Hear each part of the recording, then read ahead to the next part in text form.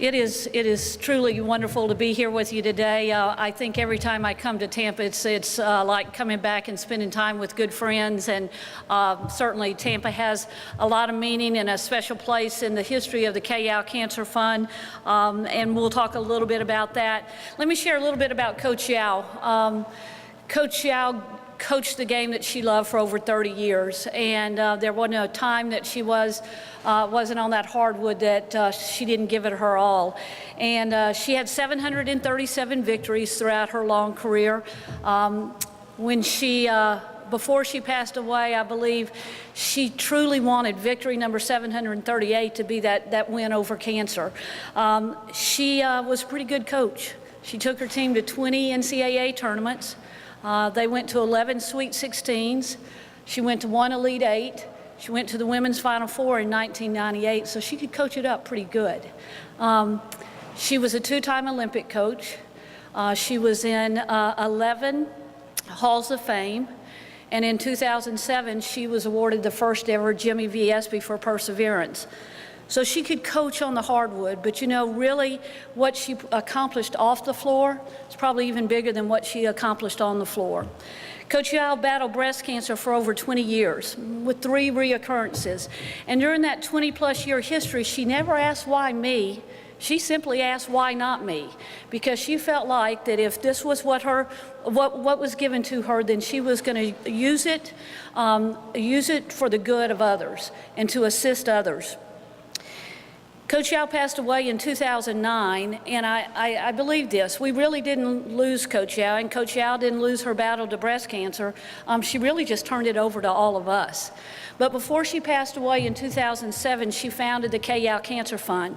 And when she founded the fund, it really wasn't about her, but it was how she could use her name and her goals and her mission to help others.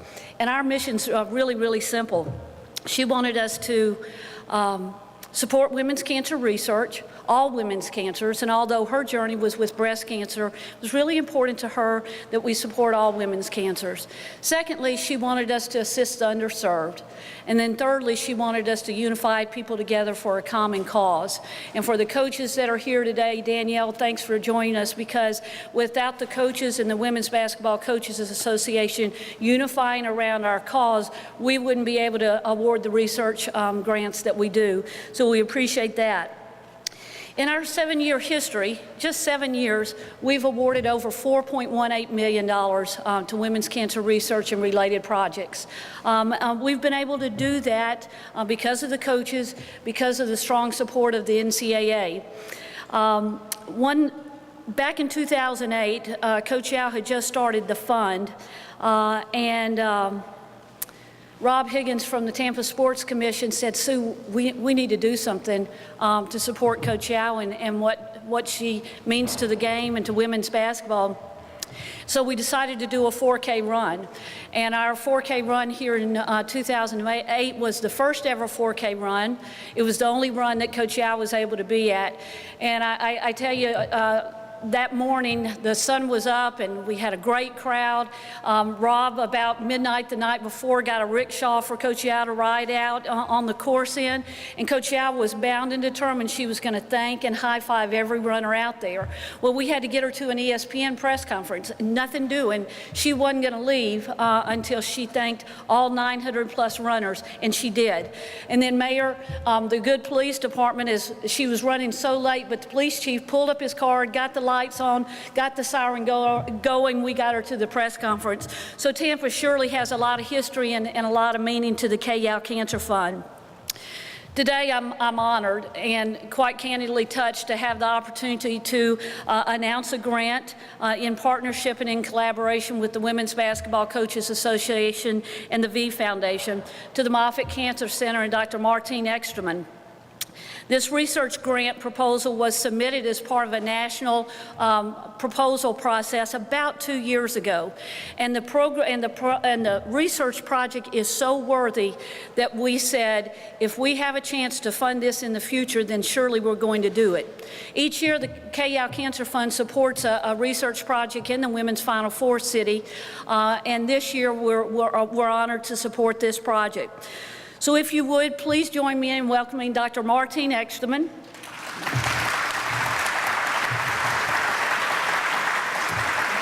As we announced today, a grant, and you can go unveil that. As we announce a grant today to Moffitt Cancer Center and Dr. Eksterman for $250,000.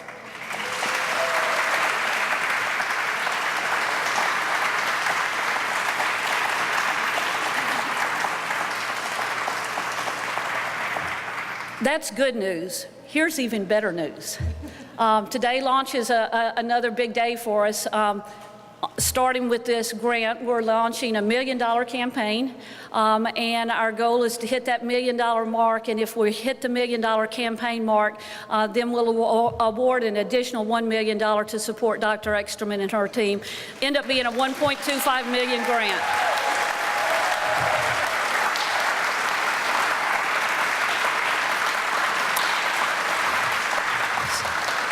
On behalf of the Yow Cancer Fund and in partnership with the WBCA and the V Foundation, we're honored and so proud to be able to provide this support to Dr. Eksterman and her important work. Dr. Eksterman?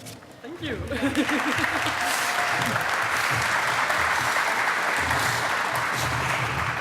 Thank you for the wonderful gift. And it's really, truly a generous gift that is beyond what I really even expected when I submitted my grant. It's not often that you can say that you get a grant beyond what you expected, and that's what this is what the Yow Foundation the Cancer Fund has done for us, and it's wonderful. Moffitt's mission is to contribute to the prevention and cure of cancer. And the Yow Cancer Fund will help us do this for ovarian cancer patients. We live longer today. Nowadays, a healthy 80-year-old woman, let's say a retired basketball coach, that 80-year-old woman who is healthy has more than half the chances of living past the age of 90. We do live longer today. However, the threat is cancer. That's one of the major threats to this longevity that we so enjoy. Ovarian cancer kills 14,000 women a year in the United States, and that's the 5th most common cause of death among women. It's actually more than lymphoma, sorry, Alan. But we have made progress, and in young women, nowadays, a woman under 50 years old has 70% chances of being alive 5 years later, on average. Now, that depends on stage, that depends on the tumor type, but if you take them as a group, 7 out of 10 are alive at 5 years. If that same woman is 75 or older, that woman has only 20% chances of being alive at 5 years. Okay, only 2 out of 10. So, what progress have we made? In younger women, since 1975, when we started with the SIA registry, tracking that, we have today 2 out of 10 women alive more than we had 30 years ago. However, if we look at older women, we have 0. We haven't made a single step of progress since 1975. That has to change, okay? We can't let that stay. It has to change. So thanks to the generosity of the Yow Cancer Fund, in partnership and collaboration with the V Foundation and the Women Basketball Coaches Association, our Moffitt team, and it is a multidisciplinary team, will be able to take serious aim at changing that. We will use the resource of our total cancer care database and our laboratories to look at which mechanisms make ovarian cancer more aggressive in older women. Then we will conduct studies to treat treatments targeted at these particular mechanisms. And on the other hand, we will also work better ways of targeting and tailoring cancer treatment for these women. Because at 75, you can be in all sorts of different physical conditions. But each woman and each physical condition deserves treatment and optimal treatment. And this is what we are about. So we'll work at it, and with your help, we'll shoot at that basket as many times as it takes to win the game. If we miss the first basket, we'll try a second basket and a third basket until we get the points. Okay? There is one special person I would like to recognize today, and that's Janice. And she's here.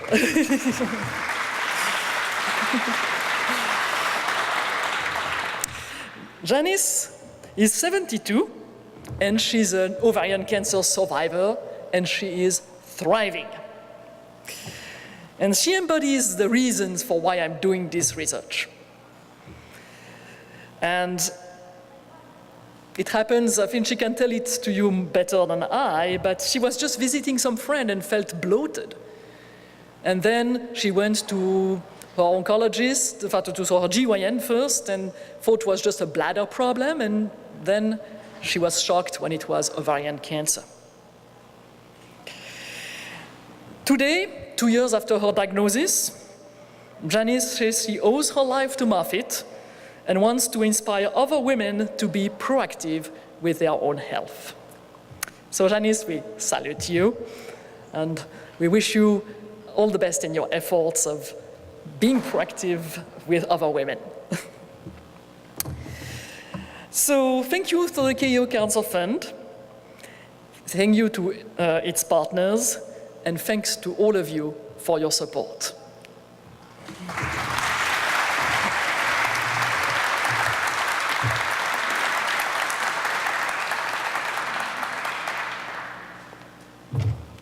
We're going to change gears a little bit and talk about the Women's NCAA Final Four.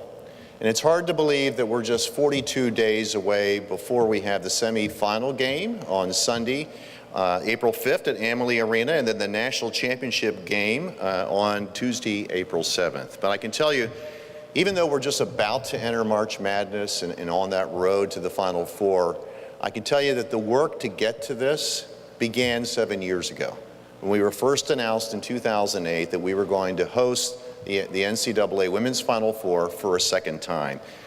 It's a lot of work, and I can tell you our local organizing committee has been working terribly hard at this, but I can tell you we wouldn't have been successful to get this for a second time without the work and the cooperation of the leaders in our local community as well as the state. And we have with us today some of the people that were involved in that. I mentioned Mayor Bob Buckhorn, as well as our Hillsborough County Commission Chair, Sandy Merman, but also our Executive Director of the Tampa Bay Sports Commission, Rob Higgins. So we're going to ask them to come up and give you their perspective about all of this.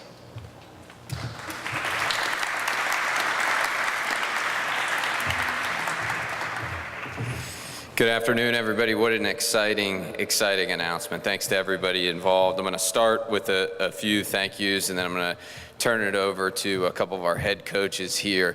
Our Tampa Bay Local Organizing Committee is affectionately known as Team Tampa Bay. It's made up of so many different great organizations and individuals all pulling in the right direction to make a huge impact with this 2015 Women's Final Four and beyond. Between the county, the city, the Tampa Bay Sports Commission, Visit Tampa Bay, our Amalie Arena, and USF Athletics, and so many others. Again, we've got some great folks doing some awesome things here. I want to recognize the athletic director at our host institution, USF, Mark Harlan, and his team are back there. Let's give them a round of applause. The partnership that we have with our host institution, they are just such big members of our team. You know, the other thing I want to just reference quickly before I turn it over to these two great individuals is our team is also more than a team, it's a family. And I see here our tournament manager, for the Tampa Bay Sports Commission, Claire Lessinger, if you don't mind standing up.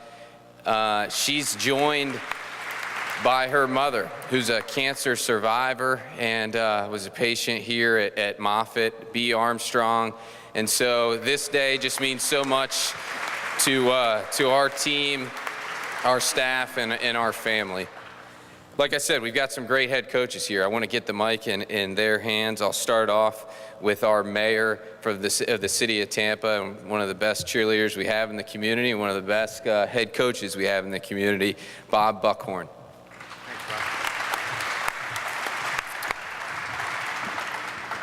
You know, this is ironic for me. I was a student athlete at Penn State. Not a very successful one, but I was a student athlete. And I never thought the day would come that I would be standing here with the NCAAs for something other than potential probation. So I'm glad to see all of you in a different context. So it's indeed good to be here. This is an exciting time for us as a city. I mean, I can't tell you how honored that we are to host this event. We have hosted a number of NCAA events in this community, and it is something that we do well. But for us, and particularly for me as the father of two little girls, this one, more so than perhaps any other one, is an opportunity for me to be able to showcase to a 9-year-old and a 13-year-old the definition of a student athlete and what it means to go compete at the highest levels, what it means to prepare, what it means to execute, what it means to know that to a large degree those barriers have been broken. And for those two little girls, the opportunity to see these amazing women athletes in action, I know will inspire them in their careers, both academically and athletically. But more importantly, it's an opportunity to tell them that there is nothing that should get in your way. That you as a young woman have the same opportunities that every little boy does, and that you have the same opportunities to go compete on the biggest stage in the country and win. And even if you don't win, watching these women, watching them portray the sportsmanship that comes with this really will be a lesson for hundreds of thousands of young girls around the country. And so as a dad, this is going to be a lot of fun for me. But like Coach Yow knew, sports is a game. For most of these athletes, this game will end at the end of their athletic career, at the senior year of their college days. But what takes place in this building is life. It's real. It changes people's lives. It saves people's lives. It increases their quality of life. The amazing research done at this institution by the doctors and the researchers and the staff and the care that is provided to cancer patients is unparalleled. So to know that the NCAAs is joining with a world-class cancer institution to help affect the lives of the patients that come here, like this young lady right here in the front row, and to know that her life has been extended because of the care that she got here, and that other lives will be touched because of that generous donation, and to know that doctors will now be able to do even more because of the generosity of the NCAAs and because of the leadership of Coach Yow. That's real. That goes on beyond your senior year in college. That makes a difference in the lives of tens of thousands of patients who will come through this cancer institution and other institutions that the NCAA supports. So while we'll be cheering for those teams, but more importantly, we're cheering for the larger goal and the value that the NCAA brings to this equation. Thank you for partnering with Moffitt. Let's have a great tournament. I promise you we're going to put on a good show. I am confident Penn State will be in the finals. Maybe not. Oh, this is not volleyball, is it? But let's have a great show. We are honored to have you, and we will do as we always do and leave you wanting to come back for more. Thanks, everybody.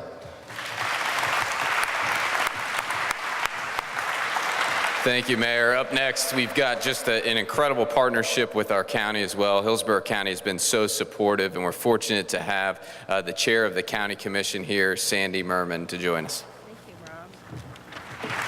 Thank you. Well, good afternoon, everyone. And I actually grew up in a huge basketball state. Indiana. Went to Indiana University.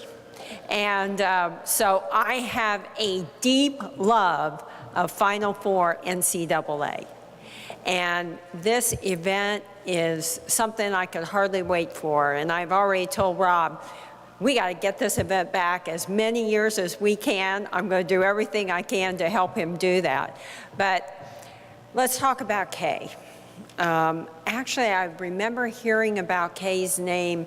Robin Roberts, if you watch Good Morning America, she would talk about Kay and Pat Summitt and some of those big stars, but she always just idolized the things she stood for. I mean, this is a woman, look at this, character, her conviction, and what she is doing, her contribution to help other women. What an example for our children, our grandchildren, other women.